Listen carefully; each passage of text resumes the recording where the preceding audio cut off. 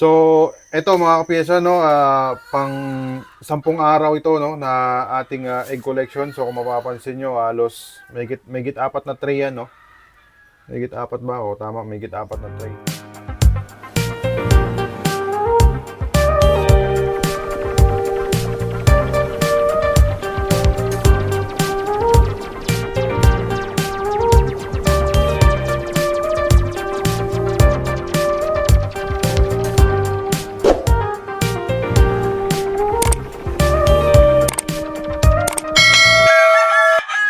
Sa itlog pa lang, kailangan ay may quality control na tayo. So, ang ibig sabihin, lahat ng isasalang nating itlog dito sa ating incubator ay at least 45 grams pataas, no? Bakit? Dahil, syempre, based na rin sa sarili nating experience na last year ay hindi tayo masyadong nag-focus doon sa pag-quality control ng mga itlog pa lang. So, may mga lumalabas na mga maliliit na sisiw, may mga lumalabas tayo mga stags dyan na mga less than 1.6 ang timbang, no? Or less than 1.7 pa. Minsan may mga 1.650, below 1.6 yung iba. So, sayang yun mga kapyesa, no? Yung oras natin at syempre expenses, patuka natin, gastos natin sa pagpapalaki noon. O hindi rin naman natin siya magagamit sa mga event. So, much better na dito pa lang sa itlog pa lang ay masimulan na natin mag-quality control para maiwasan na natin yung mga ganong pangyayari mga pyesa. So, eto mga pyesa, simpleng-simple lang. So, ang timbangan natin, ayos naman to, calibrated naman to. Ito ay yung mga napili ko na to nung isang araw, no? Kasi ang ginagawa namin dyan mga kapyesa, for example, ngayong araw ay ito yung egg collection, no? Ito yung egg collection ngayong araw. So, ang collection ni Ray, mga 11 pa lang. So, dito pa lang mga kapyesa, bago ko i-imbak dito yan sa mga napili kong tray, ay tinitimbang ko na. So, for example, ito mga kapyesa, ayan. Kung mapapansin nyo, 45 grams, di ba? So, yan, goods yan, no? Yan, okay naman din ang forma niya, hindi naman siya deformed. Pasado yan mga kapyesa. So, ito naman mga kapyesa, pakita ko sa inyo ang sample ng mga hindi pumasa sa akin. Ito kung titingnan mo, parang good size, di ba? Pero pag pinatong mo yan, ito 45 grams, good size nga. Talagang pwede ito. So, ito, ayan, parang good size din, no? O, 45 grams din. Yan. Ito mga pyesa talagang hindi yan talaga to. Yan. O, 40 grams. Tingnan nyo mga pyesa. Yan, yung mga itlog na yan, ang hindi na natin isasama, no? Sa ating papipisain, no? So, double check ko lang. Yung to, bakit 45 yan? Akala ko 40 grams. So, kung 45 grams to mga pyesa, ayan, okay to. So, pwede natin to isama sa isasalang natin. So, ito din, ganun din. 45 grams din pala ito. Ayan. Ito ba yung dala mo kanina, mami, no? Okay. So, yan mga kapiyesa, no?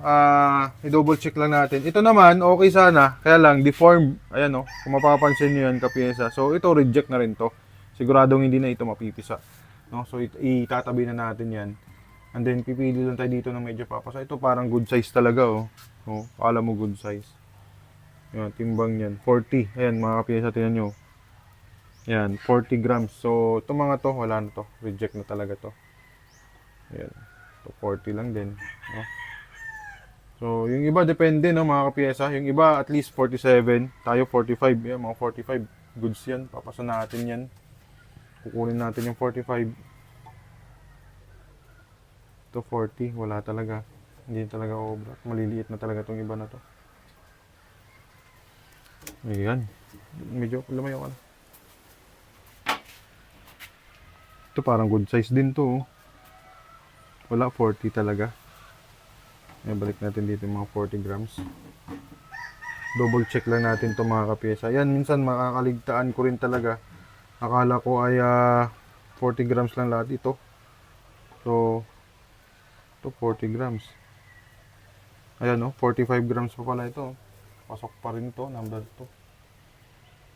11 to 40 grams. Wala talaga yan. 40 grams din. Ito, 45, oh. Number 3. Yan. 40 to 45 din ito. Wala. So, madami. Hindi naman, kunti lang. Hindi na naga maiwasan, may mga ganitong sukat na mga itlog.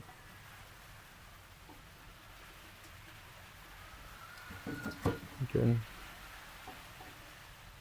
So, ayan mga kapiyesa, meron tayong nahabol pa. Ayan, mga nasa 100 siguro maloload natin ngayon.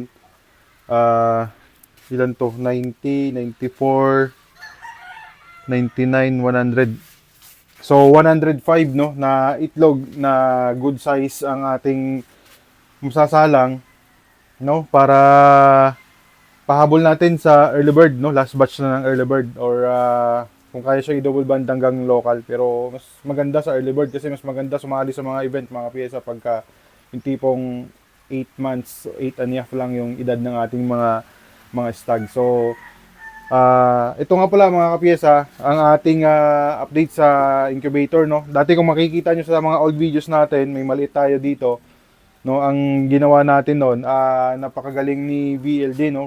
Gusto ko pasalamatan si VLD Incubator kasi yung ating maliit na incubator na yon, mga kapiyesa, na nasa 126 capacity ay pinalitan niya no. Kumbaga in-upgrade. Hindi naman yan pinalitan ng libre, ibig sabihin, kaysa bumili tayo ng bago sa kanya, pinag-swap ko sa kanya na mas mataas, mas nadagdagan na ng another 42, which is 168 na ngayon ang capacity nitong ating isang setter. So dalawang 168, goods na ito mga kapiyesa no. 252 naman yung ating hatcher. Para sa ganito kalaking manukan ay okay na tayo no. Dapat ang kailangan ko dito at least mga 500 sana, 500 seater, 500 hatcher, pero all goods na ito mga piyesa kasi sayang din naman kung sobrang dami na ng production tapos hindi naman kayang i-accommodate ng ating farm, eh sayang lang yung mga sisiw, baka ma-compromise lang natin yung health nila no. So yun lang mga kapiyesa, medyo may natitira-tira pang konting epekto yung bagyong uwan. So medyo maaraw naman, minsan dumidilim, umaaraw, tapos umuulan, nawawala, umahangin. So pinatigil ko muna silang maglinis ng pagpulot ng mga dahon dyan. Ako kasi ganun din naman, doble effort lang sila dahil maya-maya, tara mami, pakita mo sa kanila. Yan, kanina nilinis nila yan, tinanggal yung mga dahon, tapos ngayon naman, biglang umahangin naman ulit, tapos malalaglag na naman yung mga dahon ng Gmelina na yan, kakalat na naman dyan. So much better na bukas na lang maglinis kapag talagang maayos na no. So thanks God at walang major damage dito sa farm, kahit na paano ligtas tayo no. So salamat at shoutout pala dyan sa lahat ng ating mga bagong subscribers at mga dating subscribers na nagtataka kung bakit matagal tayong hindi nakapag-upload. So syempre mga kapiyesa no, alam niyo naman kung gaano kaigpit si YT, kaya hindi tayo masyadong nakapag-upload dito at nag-focus tayo dun sa Facebook Reels. So ngayon dahil nakabalik na tayo dito sa YouTube at sipag-sipagan natin mga kapiyesa no, pipilitin natin makapag-upload at least weekly no. Huwag sana kayo magsawang sumuporta at sumubaybay kaya Super Andy. So ito mga kapiyesa, dahil medyo maganda-ganda naman ang panahon ngayon at wala kaming magawa, ay mag-aayos tayo ng iba nating cord dyan, dahil yung iba dyan medyo kailangan ng palitan. Yan, mga na yan, nasa 3 taon na yata. 3 taon na yung ating cord dyan. Yung iba dyan kailangan ng palitan. So, dati kasi mga kapiyesa, ito, katulad nito, yan, ang ginawa ko dyan ay yung pang-ilalim namin dito ay ganito ding klaseng lubid, no? So, sa ngayon, ang ginawa ko, meron akong nakita sa Shopee, ito, ang tawag nila dito sa kulay puti na ito ay nylon braided rope, no? Ang diameter nito is 5 mm, pero medyo, para sa akin, medyo mataba pa. May nakita kasi ako na itong ganito, kulay green kay paring Rab Bataan, no? Medyo maliit dito, pero napakatibay. Sobrang tagal na ginamit niya rin sa kanyang range net. At nakita ko sobrang tatag talaga. Ito medyo matigas-tigas kasi nga medyo mataba yung diameter. So maghahanap tayo ng at least mga 3 mm lang siguro kasi ito 5 mm to eh. So subukan natin kung uubra to, no? Magpapalit tayo dun mamaya. Ito meron itong maayos. Pero kahit nakaganito siya, Dwin, tingnan mo nga. Mami, sige, shoot mo, i-ano mo lang yan, i-shoot mo lang yan. Kasi kailangan ni, kahit siguro ganito lang, oh. Hindi talaga siya yung flat na flat, matibay na, oh. Yung ganito. Ganituin mo muna, tapos saka mo sunugin at i-flat. Tingnan natin. Nasaan na yung kutsilyo? Ito kasi kailangan tong ano yun eh. Kailangan maidikit talaga sa dyan sa may ano. Sa may parang pinakalak niya. Pero hindi siya dumidikit-dikit talaga eh. Parang ano yan eh. Yung pinaka-nylon niya nasa loob. Tapos braided siya. Kaso ang problema, hindi siya katulad nung kulay dilaw na tali na yung nag-ano siya ba, nalulusaw. Oh. Tapos idikit mong ganyan. Oh. Pag dinikit mo siyang ganon, pwede siguro, yan, ganyan lang siya. Tapos higpitan lang, pwede. Tapos higpitan lang. Pwede siya, Ray. Ganito ang gawin mo. Okay. Kunyari, ganyan. Di ba? Ganyan siya. Ha?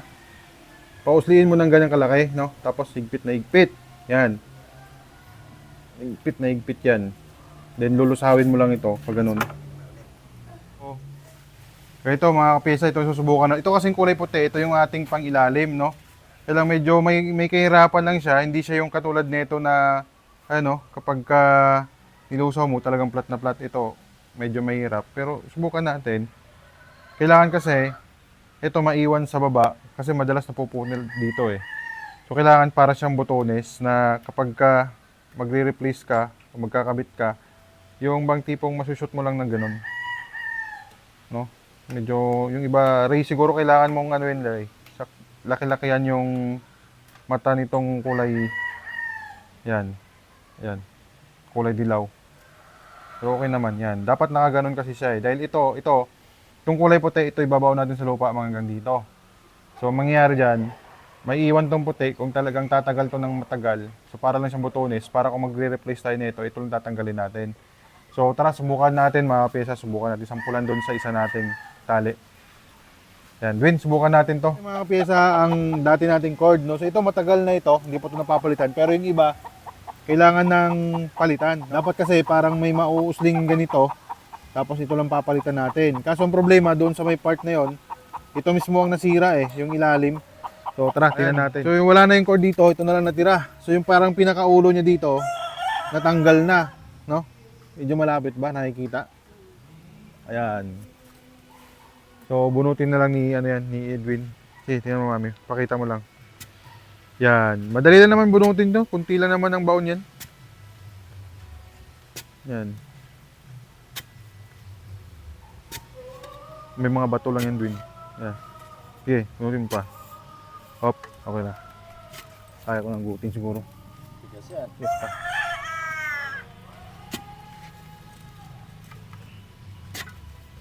Ano kasi yan eh. Yung kailangan kasi namin laliman to mga kapiyesa, gawa ng ang lupa kasi dito sa amin ay kung mapapansin nyo, ang lupa dito sa amin, yan. Lagyan mo muna balik. Para siyang buhangin, no? So, nung nakaraan, madaming nagsasabi sa amin na ano ba itatali nyo dyan? Kambing kasi nga medyo malalim. So, ito kapiyesa, oh. After 3 years, no? Yung mga nagsasabi na mabulok din daw yung bakal. Yes, mabubulok siya dahil siyempre kakalawangin. Pero tingnan nyo naman, after 3 years, ganito itsura niya, oh. So, pag binaon, gagamitin natin ulit, baon natin ulit.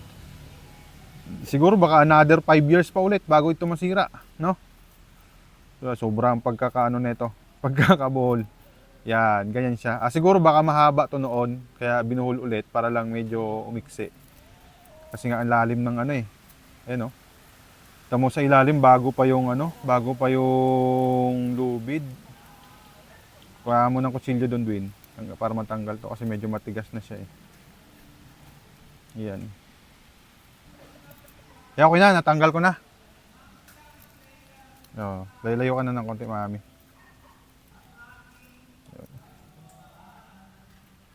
So, ganito siya. Ayan. Yun. Yan. So ito mga kapisa, no? Ito natanggal. Kung tutusin, pwede sana to balik rin lang natin. Ito itatali natin dito, no? Pag ito itali natin dito, tapos ito naman sana ang ipaibabaw natin, pwede naman. Kaya lang, dahil ito nga, tumagal lang ng mga nasa 3 taon, yung iba, 2 years lang maigit, inapuputol. Kaya, ang ginawa natin ngayon ay subukan naman natin yung ganitong nylon braided tawag dito. Nylon braided rope. So, ito kahit hindi na natin to masyadong buhulin dun eh. Ganito lang to eh, oh. Pag nasa baon naman pag nasa baba naman matigas. Yan. Ay hindi. Kailangan mailak natin tong dulo. Ito para hindi to kumalag. Yan, pero kahit hindi na sunugin, ganyan na lang siya. Yan, para lang magkakaroon siya ng lock, no? Tapos pagka tinali natin, pa-cross na lang yan. Ganyan na lang yan. Yan, mami, ilapit mo ito, mami. Yan. Yan, mami. Yan, ganyan na lang. No? Tapos ito siya, 4 feet lang ito sinukat natin, di ba? Yan, dito, mami, medyo ano mo na, zoom. O, ayan, oh. Okay naman na. Di ba? So, ito, ukay mo ulit. Kailangan makuha yung bato dyan. Yung bato. Hindi, huwag mo na masyadong laliman to. Okay na. Kailangan ko lang yung bato, panglock lang ng ano. Panglock lang ng bakal. O, ganyan yan eh. Yan o. Yun. Tapos ito siya, yan, kailangan nakausli siya sa lupa. Pag ito libre ng lupa, para at least, pag magpapalit tayo, ito nakalitaw. Ngayon natin.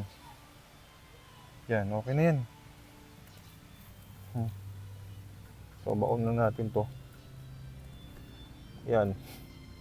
Sabihin na naman nila, kambing itatali. Hindi Oh. Yan, kahit nandito pa eh. Kunting lalim pa. Oh. Dito na lang. Tusok ko na lang to. Doon, yun.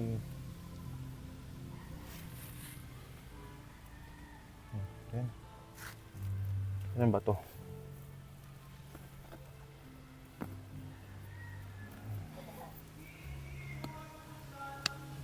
Yan ang problema natin, no? May nagbibideo kay, baka makapiright tayo. Wala kang kawayan doon, Bin, na pwedeng isuksok dyan. So, tingnan mo yung lupa, mga kapiyesa, oh, buhangin talaga. Kaya hindi pwedeng mababaw lang eh. Dahil mabubuwal. Yan. So, ang gagawin ko, nilagyan ko ng bato, nilak. Tapos tatampirin ko muna yung bandang gitna. Kuha lang ako ng pang-tamper. Ayan.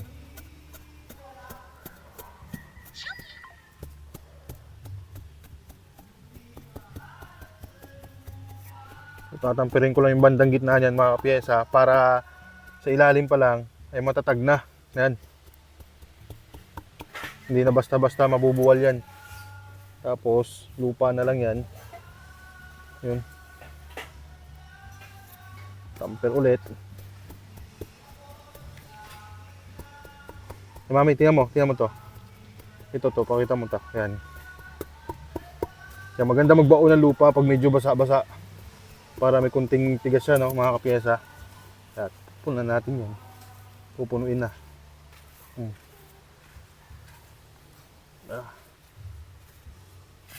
Kamayin ko na. Walang arte-arte. Ito.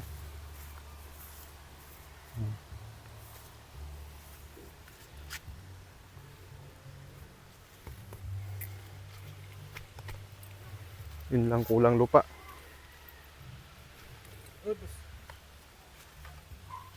Kulang yung lupa. Napunta iba. Hindi, wag yan. Dito sa gilid lang. Kuha sa labas. Bubutasin ng manok yan dyan, Dwin. Hindi, okay ito. Yan, tingnan mo. Mami, tingnan mo. Pakita mo to. Yan. So, ganito lang kapiyesa, no? Mga kapiyesa, yan. Mausli lang siya ng konti. Tapos ito sasayaw-sayaw. Para kung sakaling magpapalit nga tayo, sinasabi ko kanina, bali, ilalabas na natin ito. Yan. Parang butones style lang. So, parang ganito yan. Parang ganito yan, mga kapiyesa, no? Na sinasabi ko kanina na parang butones. O, tinanggal ko ngayon. Kunyari, papalitan natin yung ating long cord. Ganito na lang, kasimple. Lapit mo dito, mami. Para makita nyo, mga kapiyesa, ayan. para lang siyang botones, no? Yan, isushoot mo lang na ganun. Yon. So ito swivel to, makakagalaw na to. So ngayon, ganyan yan. Sukat naman yan dito. Yon.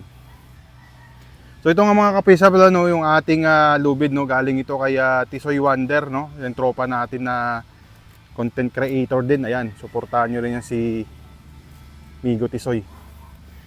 So ayan lang mga kapisa, ang sample ng ating bagong palit na lubid. Yun. Kaya abang maganda panahon, wala naman kami masyadong clearing dito, may magpapalit-palit kami ng iba nating lubid dyan. So yun lang mga kapisa, maraming salamat at ingat po kayong lahat saan mang panig kayo ng mundo. Maraming salamat.